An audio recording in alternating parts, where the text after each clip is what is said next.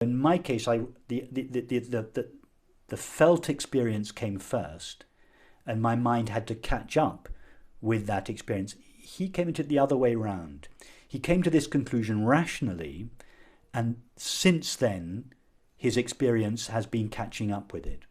And so that makes it makes our interaction very interesting, because we're talking about the same thing, but we come at it through two very different perspectives.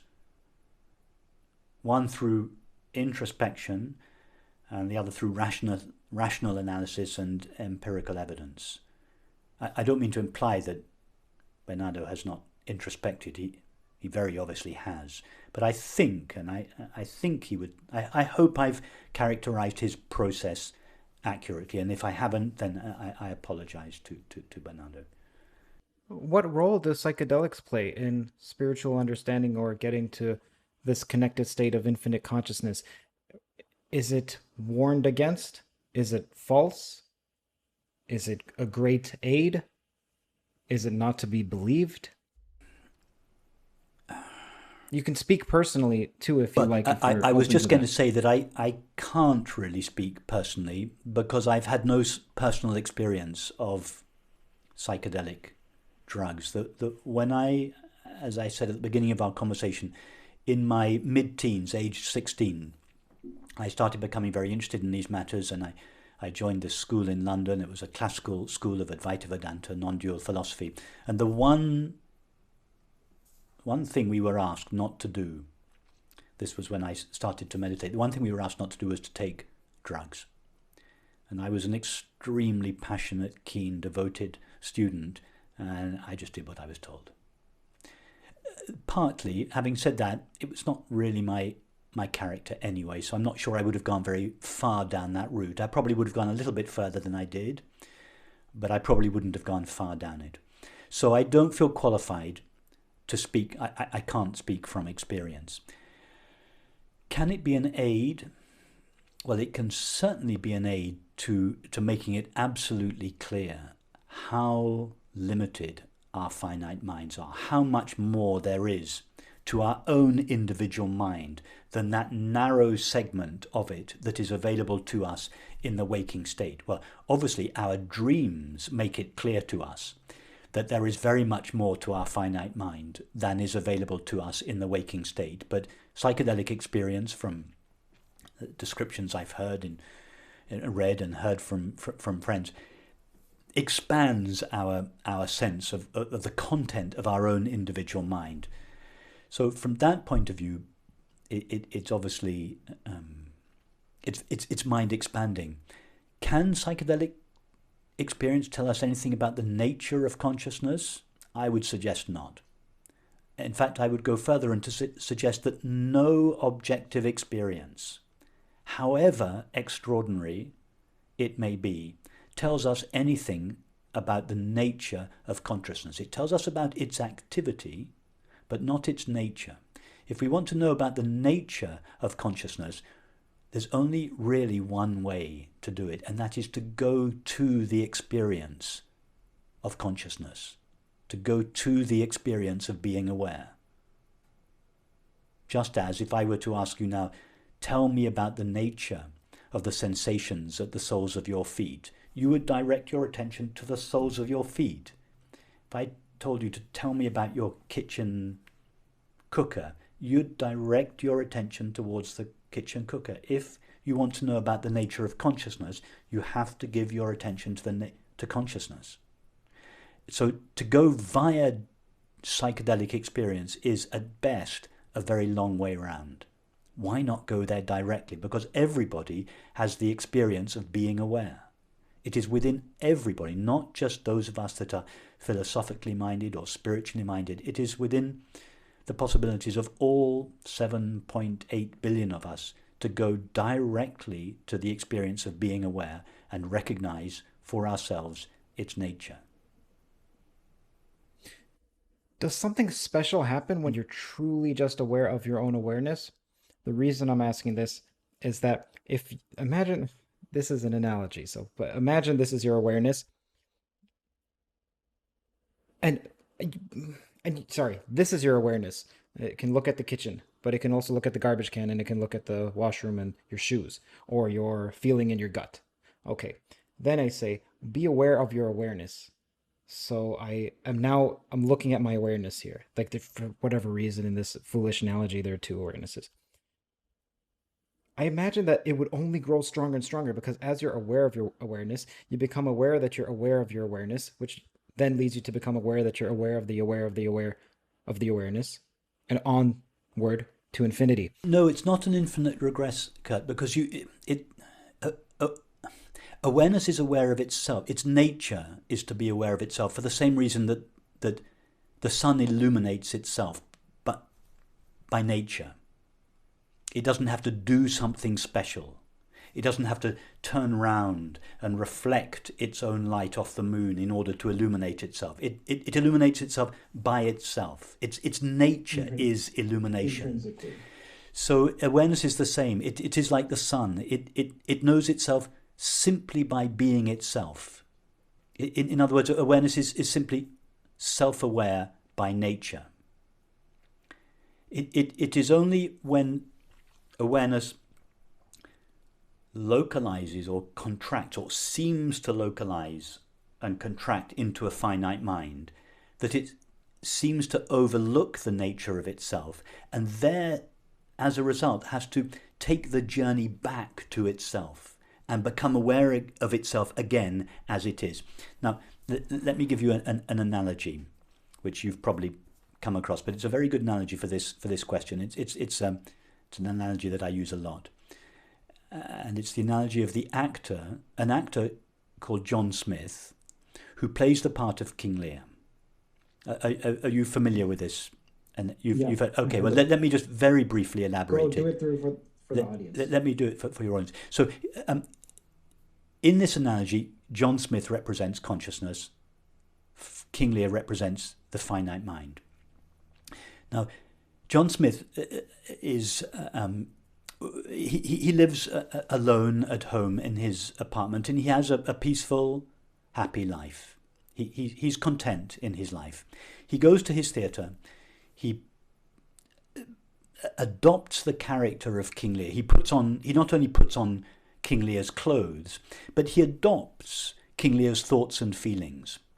So he seems to become King Lear without ever actually ceasing to be John Smith. But his knowledge of himself as John Smith is eclipsed, or at least partially veiled, by his assuming the role of King Lear. Now, as soon as he seems to become King Lear, his innate peace and happiness are veiled, and he suffers.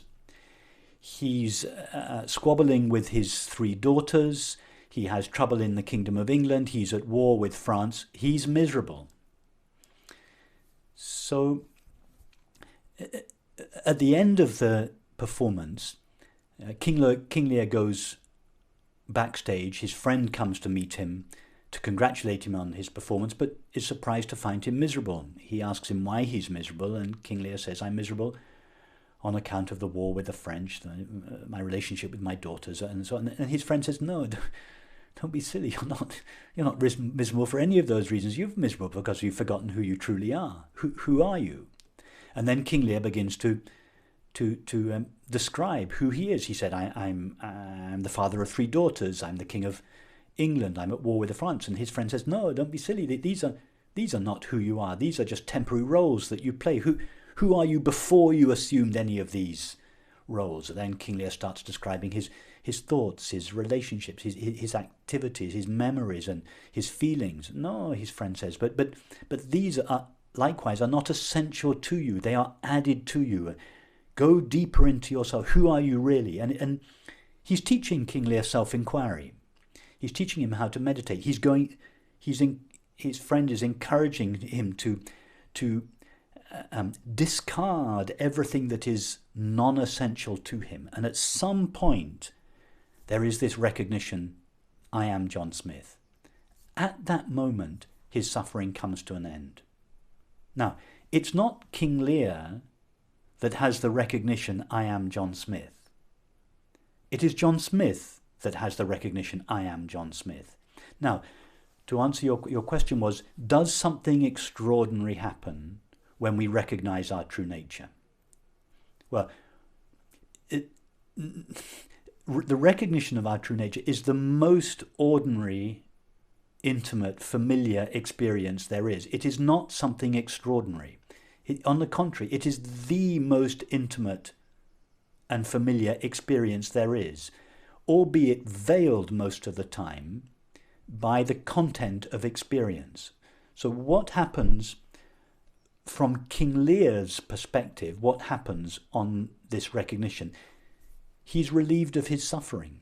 That's the extraordinary thing that happens on so-called enlightenment. We are relieved of suffering because our suffering arose in the first place as a result of the overlooking or forgetting of the nature of our essential self or being. This essential self slash being, you said that its nature is love and happiness and Well, peace. on the Is that inside, necessarily? Okay. it's experienced as its nature is experienced on the inside as peace and happiness. Then to know it as love requires a further step. So, and the John Smith King Lear analogy doesn't work for this. We have to go back to the dream analogy. When John Smith recognizes himself as John Smith, his innate peace and happiness are restored. His suffering comes to an end. Revert now to the dream analogy. When we wake up in the morning, we realize that the essential nature of the avatar, the dreamed character, and the essential nature of all the other people in the dream is the same. Now that recognition that we share our being, that we are the same self or being, that is, from a human experience, that recognition of our shared being is felt as love. Now, we can go further than that. When we wake up in the morning, we recognize that we don't, that the being of the avatar, the dreamed character, is not only shared with all the other people and animals in the dream, it's also shared with all the other inanimate objects. Now, the recognition that we share our being with other people and animals is felt from the perspective of a human being as love. The recognition that we share our being with inanimate objects is felt from the perspective of a human being as the experience of beauty. That's what the experiences of love and beauty are. They are the collapse of the subject-object relationship and the revelation of our shared identity. Would the squirrel, if it could comprehend the connection that it has to other beings, would it necessarily feel it also as love, or is this just a human construct, or we don't know? Or if a tree or some cloud experienced oneness, recognized oneness, I mean, is it always guaranteed to be a feeling of love or peace? No. I would suggest that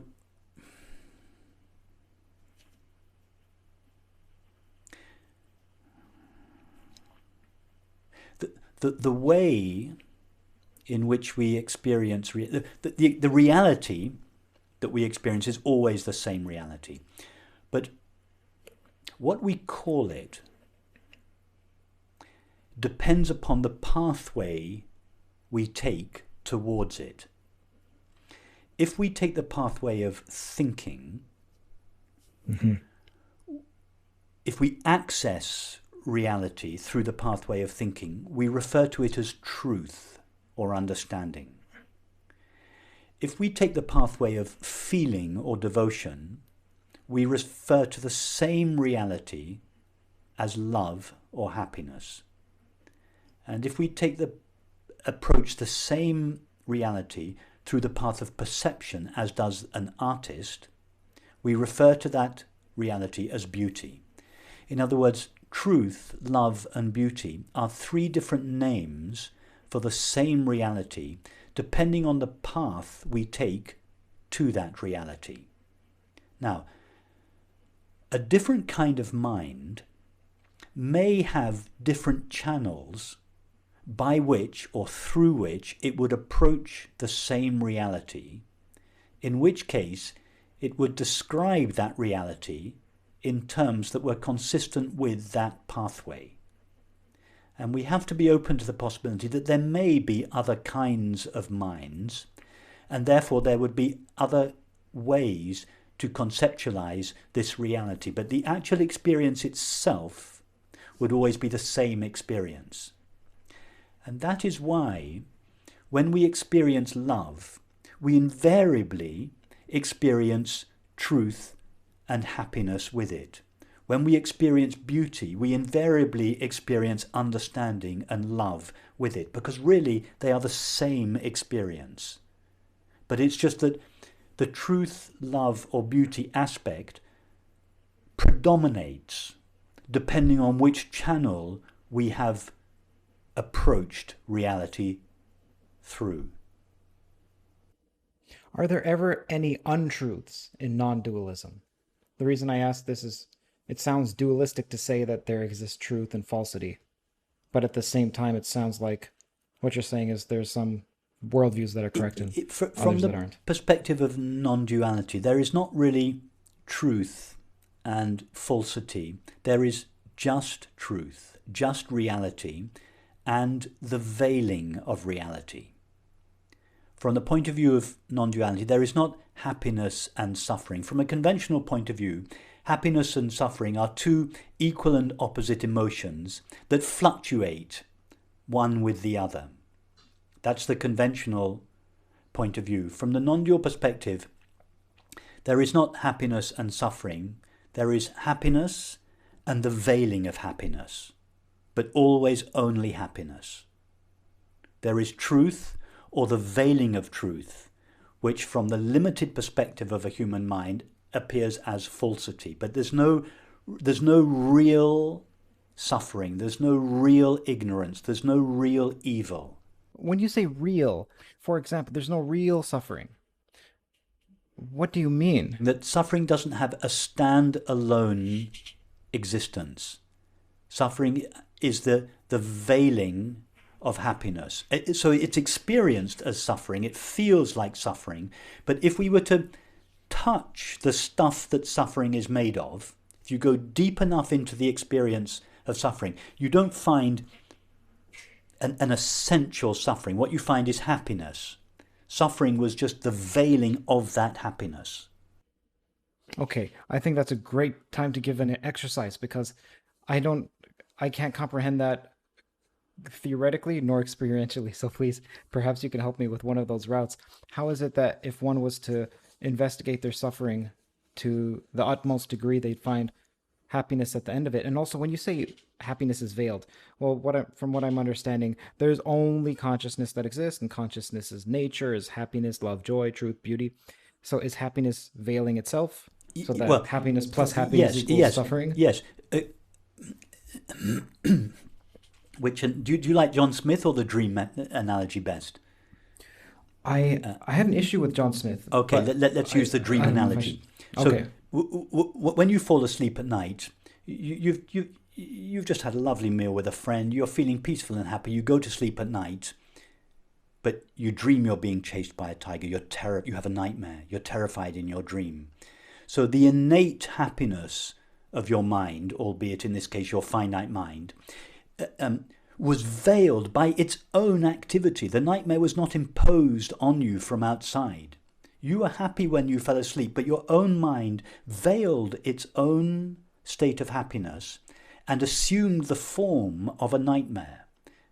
Now, that if you touch the stuff that nightmare was made of, it was made out of your own mind, your own inherently peaceful mind.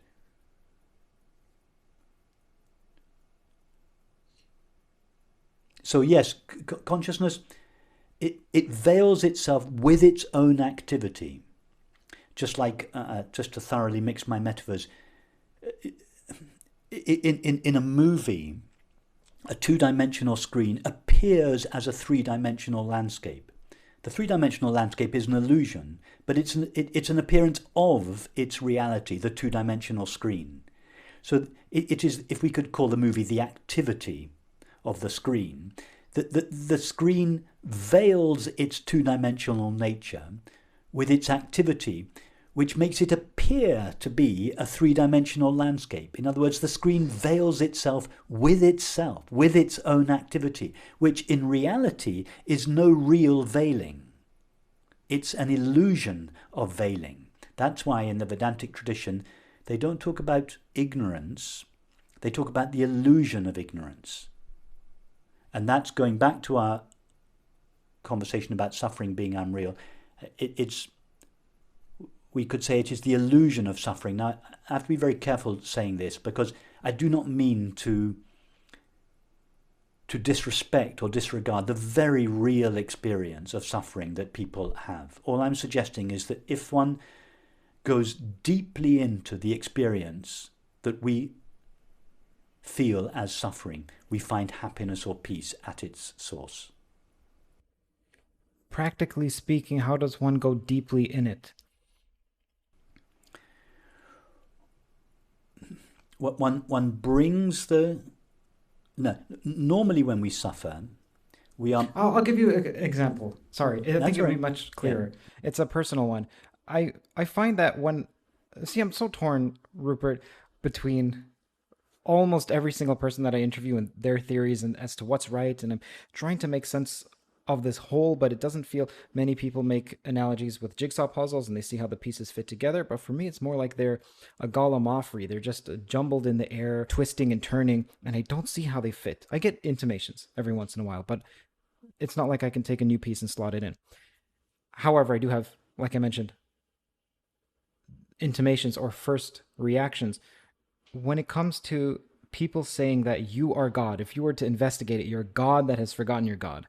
If I'm honest, there's some terror associated with that for me, and I'm not sure where the source of this comes from.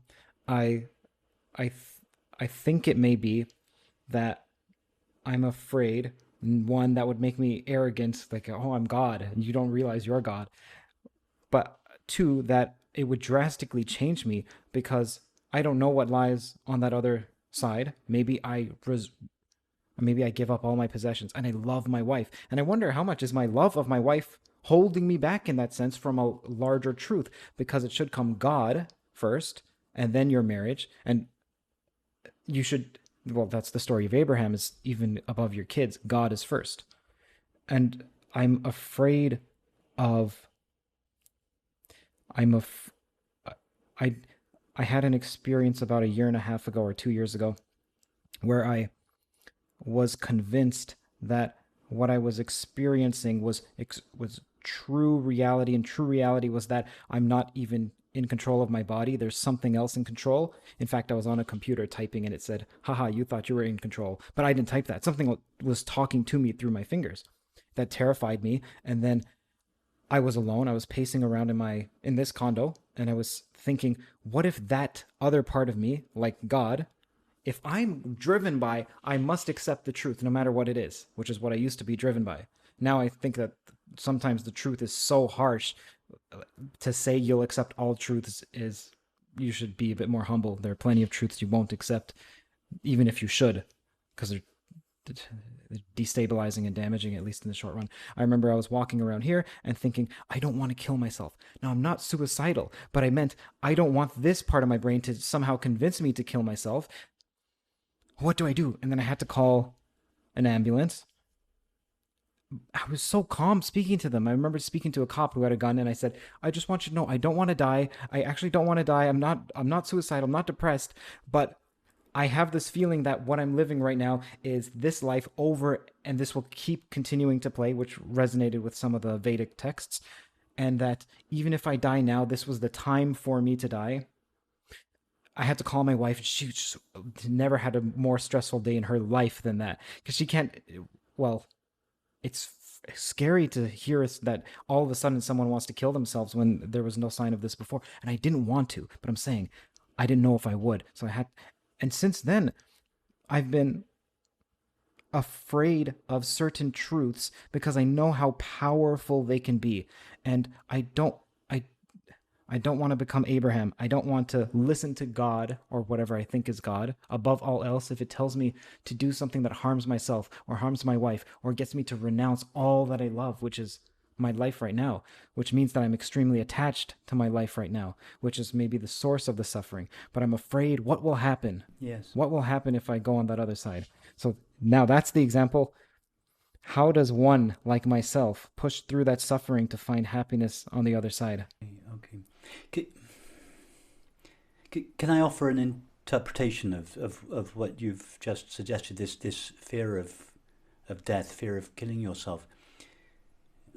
You're obviously very, very deeply interested in these matters and have explored them in your own way, obviously, for a long period of time. And you've had many intuitions about truth or reality. And I would suggest that these intuitions or recognitions of the nature of reality in you have caused you to understand that something in you has to cease in order to totally accept and live the reality or the truth that you intuit. What is that something that must cease? Your sense of yourself as a temporary, finite, separate self. So there is an intuition that something in you must die, must come to an end, must cease, if you were to go more deeply into this exploration of truth or reality. However, I would suggest that this intuition that something in you must not really die, but dissolve if you were to go further into this exploration, has been appropriated by your old materialistic conditioning, and you have conflated the two and interpreted this intuition that something must dissolve in you as the belief and the fear that I am going to die physically. You're not going to die physically. However, there is some truth in your reality, in your intuition, that something in you is going to dissolve. What is that? The sense of being temporary, finite, limited, separate.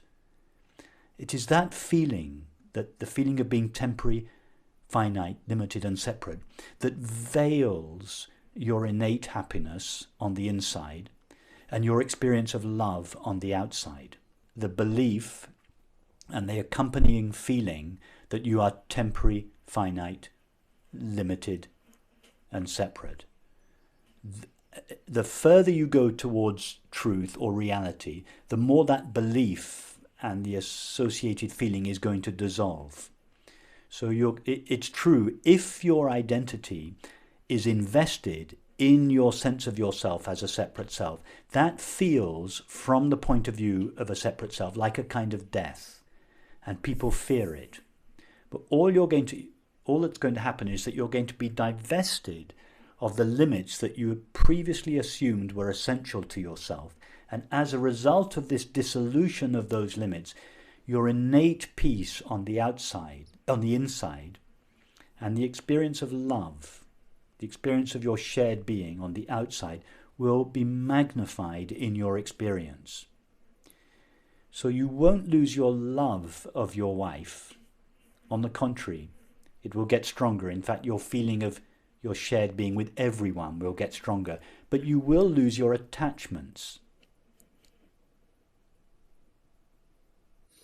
You're saying if I was to kill myself, I would lose them? No. If you were to go further into your love of truth or reality. I see. Because the more deeply you go in... Go on. Sorry, I think a core fear is actually that I want to be driven by pursue love and truth always. Always. Never lie. Especially never lie. Love I can do, though I wouldn't be so arrogant to say that I'm a loving person. I try to be. Truth is tricky because I don't, like I'm saying, what if the truth is revealed to me that I should kill myself or my wife, or I don't know what kind of truth it could be, but that's That's what worries me.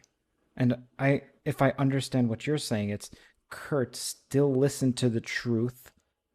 It won't steer you wrong. Yes, remember, Kurt, one of the inevitable consequences of the recognition of our essential nature or being is that we begin to feel that we share our being with everyone and everything. And as a result of this, it becomes intolerable to us to do anything that hurts another being, because we literally feel that that being is ourself.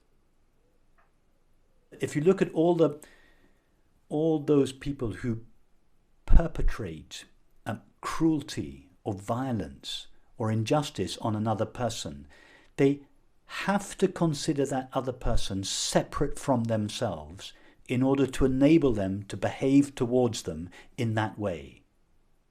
One doesn't behave in that way towards the people one loves. Okay, let me see if I can poke a hole, and then you can patch it right back up.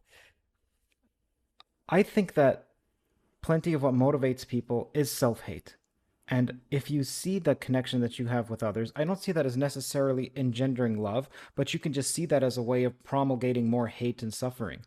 And the reason is that often when you hate and you harm, destroy others, you're doing that to yourself as well. And you can even consciously do that to yourself because you dislike yourself and you dislike the world. And so, in some ways, you can see the, let's say, the self hater, which I would say characterizes all of us to different degrees. And it's something that I see missing in plenty of the more spiritual talks that I hear is this recognition of the malice inside and cruelty and sadistic nature of people. There seems to be the claim that once we become aware that we're connected and that love is abound, that we would drop our egotistical and tormenting ways. But I don't necessarily see that to be the case, especially given some of the writings of serial killers, as well as even introspection into myself. Sometimes what I do, sometimes I know if I'm being bitter. I'm not saying it happens often, but I'm just being honest though. If I'm bitter, I'll often do what's wrong knowing I'm doing what's wrong. And here's like a simple example. If I'm fighting with my wife, which we rarely fight, but squabble, let's say, I'm a girl and I retreat because why? Because I'm such a little wimp that I want her to come to me and say, "Kurt, no, like I'm sorry, babe." But I need to be the one that says sorry. I need to first of all not go away. But while I'm doing that, I know this you shouldn't be doing this. Follow love. What would Christ do? And Christ would not do that. I'm not strong enough. I'm not strong enough. So even there, I know I'm harming her, myself, but I still do it. And I'm not a serial killer. So you can just take that to the extreme with them. Next time you're squabbling with your wife, Kurt, before you engage in whatever the issue is or anything, just try feeling that you share your being with her, that her being literally is your being. Yes, your bodies are separate, your ideas are separate, your feelings are separate. Or at the level of appearances, that there are two entities there. But feel that underneath that appearance, there is a shared reality, your being. Feel that. I know you understand that, or you intuit this, but feel it. And then allow that feeling to inform the conversation. See where the argument goes. Even right now, I feel love toward her as I just imagine that. Now, can you imagine exactly, even just doing this thought exercise is enough to generate in you this feeling of warmth and love towards your wife. Now, imagine doing this with her as some familiar argument begins, and before the argument escalates, and develops into a 3-hour standoff or a 3-day standoff or a 3-week standoff, whatever Yeah, it is. luckily it's not like that. Okay, I think but we're in the but honeymoon imagine period. that early on in the process, you just paused. You paused the train of thinking and talking. You paused and you did just it takes a few moments. We did it for a few moments, and you were to Hmm. not just understand intellectually, but feel that this being is my being. It is myself. To feel that, and then to allow the subsequent conversation to be informed by that feeling. What would happen? What would be the dynamic of the conversation as a result of that? Okay, I'll give you two answers. One that occurs to me as a somatic impression, like my bodily feeling is love. And then number two, I'm torn intellectually because if she's me and I'm being pleasant toward her and loving and so on, is that a selfish act? Shouldn't I be unselfish? Shouldn't it be loving if I think of her as separate and still do unto her positively, regardless of its connection to me? So I'm torn there. One, like I feel the love, like you mentioned, but two, is this right? And it reminds me of the classic difference between Satan and God, where Satan wants to be God. He wants none above him. He wants to be the master, and that's considered to be blaspheming, at least in. And this shows up not just in Christianity, in different ways, and forms and metaphors. But then, if I am God, if I analyze myself enough, I am God, then it turns out Satan was right. He is God. And so, which one's correct? Which one's the sin? I Am I would God? Is it not? I would You suggest understand. that the separate self, or the apparently separate self, simply cannot act in loving ways because it is by definition separate. And love is And by the definition extent connection. to which it does seem to act in loving ways is the extent to which its actions are, whether it realizes it or not, informed by its intuition of the being that it shares with the other.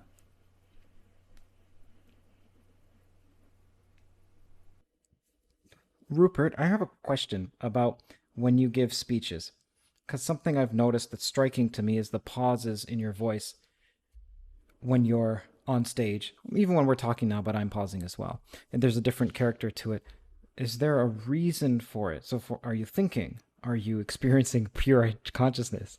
Kurt, it's completely spontaneous. It's sometimes, as you've noticed in our conversation, I can't even wait for you to finish your sentence, and I've intuited where you're going, and I just can't wait to get a response I'm out. the same So way. I'm quite capable of that. But on other occasions, you ask me something, and the answer doesn't readily come, and I don't. So I don't want to refer back to the past to find an answer because then my answer would be like eating tinned food. It wouldn't be. It would fill you up, but it wouldn't be nourishing. So That's extremely interesting. I want to pause, and I want the answer to come out of the current experience. I want it to come fresh, out as a unique response to you in this moment. And I want to give time for that response to emerge. Now, sometimes that response, as I said, it's there even before you finished your sentence. But on other times, it doesn't come immediately. And then I pause, I wait. I'm not thinking out the answer. I'm Are you waiting. praying? Or are you Well, simply silent and waiting if for by a bubble praying, to appear? yeah, exactly. If by praying you mean being silent and open, then I'm praying. And actually, I would suggest that was the deeper aspect of prayer, being open and silent. So in a way, it's a kind of prayer, by not a prayer directed towards someone or something, but just an openness. It's like a silent invitation that my understanding, such as it is, might tailor itself uniquely to your question. And it may need some time before that response emerges. And so I just wait in this attitude of of openness. But it's spontaneous. It's never calculated, or it's just spontaneous. Sometimes it happens, sometimes it doesn't. How this cosmic, I don't know if you have a name for it, like mind at large as Bernardo's, this infinite consciousness, can it speak to us in the form of intimations, maybe hints, adumbrations, feelings, Absolutely, or even absolutely. literally? It is speaking to us all the time. All the time it is speaking to us. One of the most common ways it speaks to us is in our desire for happiness. Everybody who is not fully happy desires happiness. Most people are, most of the time, seeking happiness to a degree. Now, most people feel I, as a separate self, am seeking happiness. No, the separate self is an illusion. It doesn't do anything. It is the happiness of our nature that is pulling us back to itself. It is happiness that is seeking us. We are not seeking it. So the desire for happiness would be one example of infinite consciousness constantly calling out to the finite mind, saying, come back to me. I am what you are looking for. Stop looking for me in objects, substances, activities, relationships. I'm not there. Turn round, come back to me. So yes, as soon as we have contracted or seem to have contracted into a finite mind, almost everything in our experience is a message from the infinite telling us, come back to me. Our desire for, a scientist feels it as their desire for truth, an artist feels it as their love of beauty, a suffering person feels it as their love of happiness. Yes, it's speaking to us all the time. Why is it that suffering exists? I'm not talking about the problem of evil necessarily. I would suggest that suffering was it's the fallout. It's the inevitable. It's back up a little bit. We said earlier, I suggested earlier that infinite consciousness cannot know manifestation directly. It can only do so through the agency of a finite mind. So in order to rest in its own being, consciousness doesn't need to do anything. John Smith can just stay at home. But in order to manifest its potential within itself, it has to localize itself within its own activity and view itself from a localized perspective. Now, the price it pays for doing so is the overlooking of its true nature. So I would suggest that suffering is the price consciousness pays for creation. And that is why, at the heart of all individuals, apparently finite selves, there is this longing for happiness. That is the deepest part of an individual, this longing for happiness. What we're really longing for is not the object, the substance, the relationship. We are longing to be divested of everything that seems to make us limited, and as such returned to our natural condition. This this is extremely interesting because it says that that suffering is part and parcel of existence as far as we know it in our finite conception of it. Okay, I need to think about that. As for, well, there's different kinds of suffering. There's the psychological torment, and which I imagine you're referring to, but then there's also acute physical pain, which I don't imagine you're referring to. And I would like an explanation as to why that exists. You're right, Kurt. I make a distinction between, a clear distinction between psychological or emotional suffering and physical pain. We all know, both from our own experience and from our observation of others, that it's possible to be happy in pain or discomfort, and vice versa. And vice versa. So there's a connection between the two, but it's right. And the connection is so strong. I don't know if you know that if you have heartbreak, you can take Tylenol.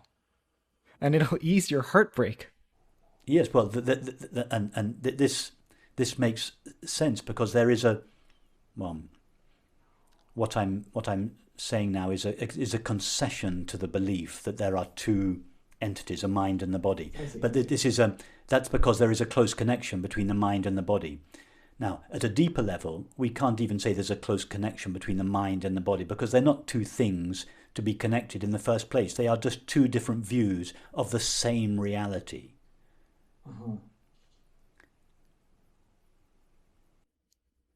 Okay, now getting back to where physical pain fits into this. Why is it there? I understand the longing or the separation of the infinite from the finite is perceived as a pull toward happiness. Okay, well, physical.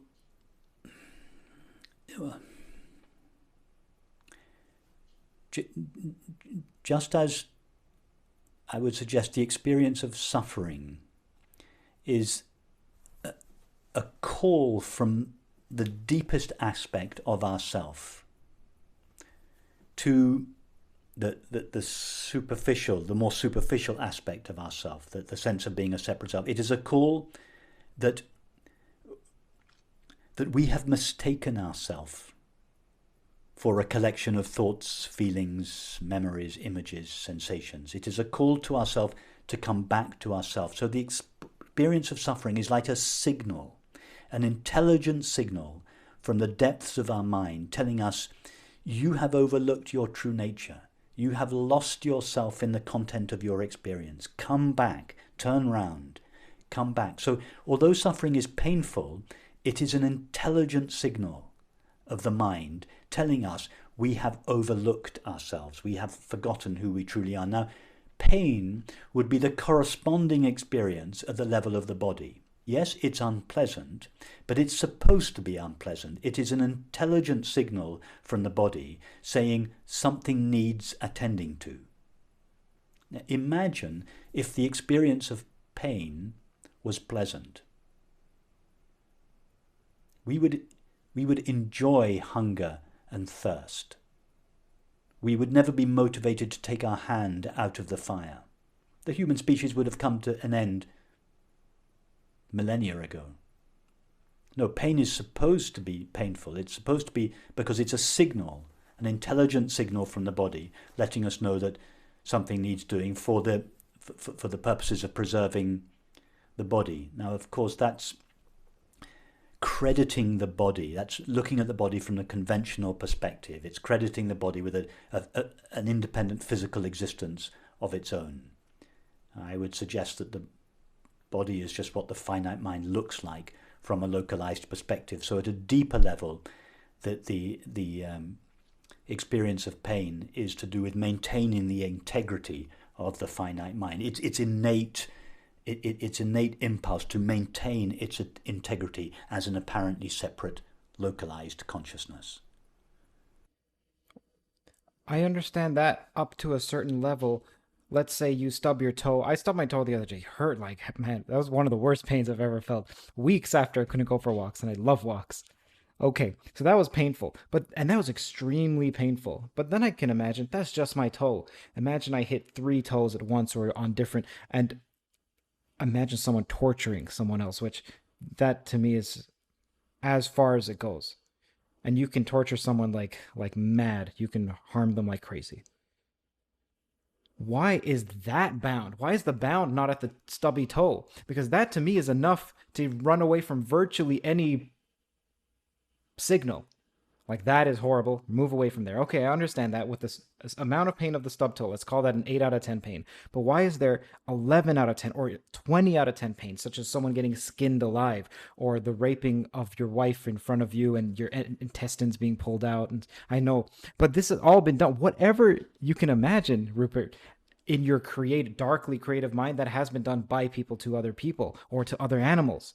So why does suffering have to get so large? Because to me, if it was purely an informative signal, it could do its job at that 8 out of 10. Additionally, if you're on a computer and you're debugging code, there's no pain associated with it. It just says error, and then you're like, okay, I need to fix this up. So it could also be like, it could be some mixture. I don't see why it has to be unbounded suffering. So, please take that in and let me know what you think about what I just said.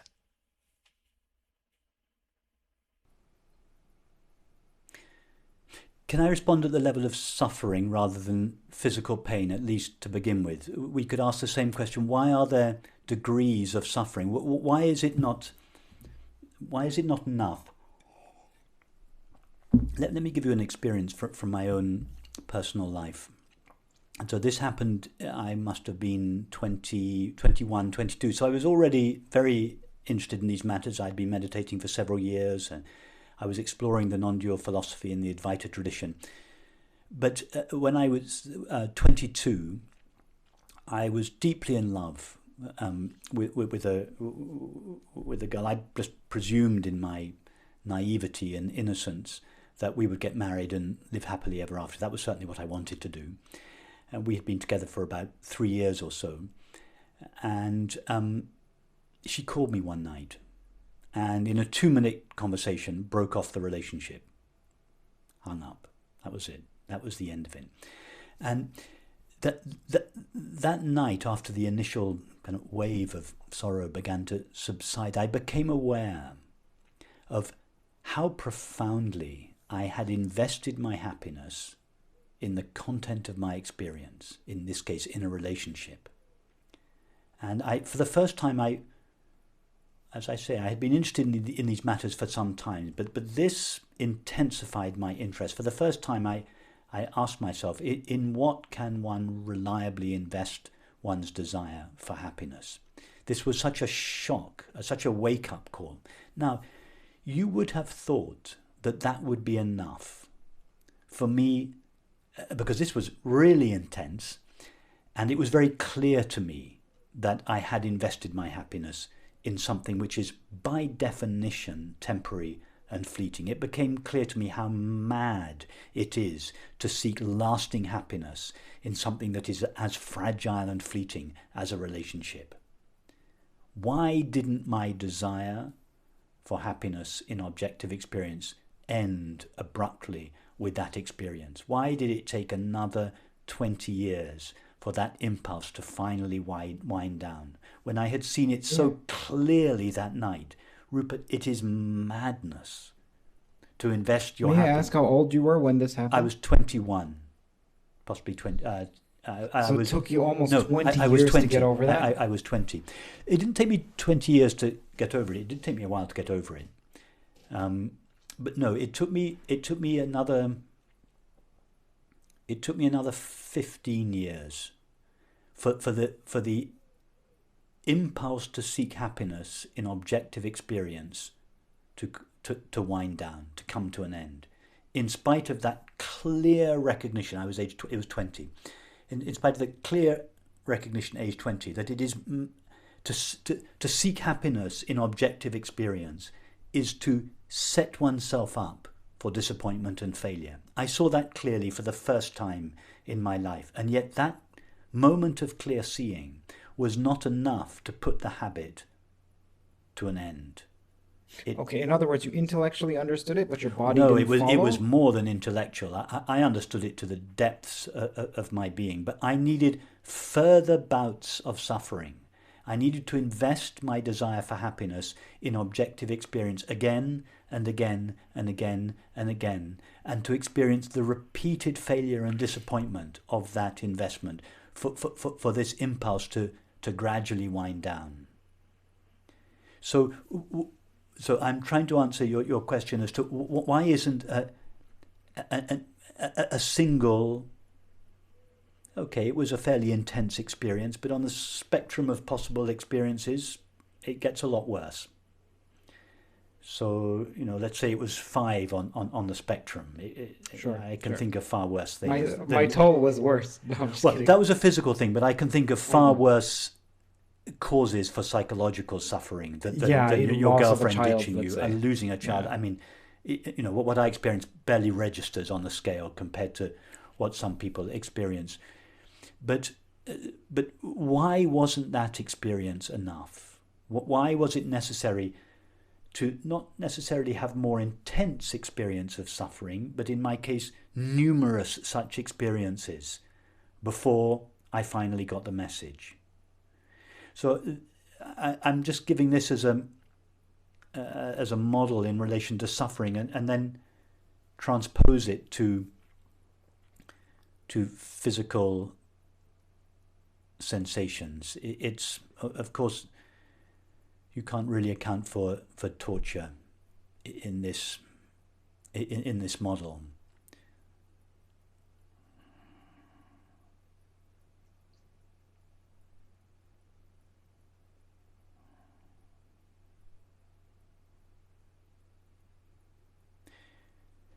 Again, this is presuming a kind of conventional materialistic view of the body, but the intenser the pain, the greater the extent to which the integrity of the body is threatened.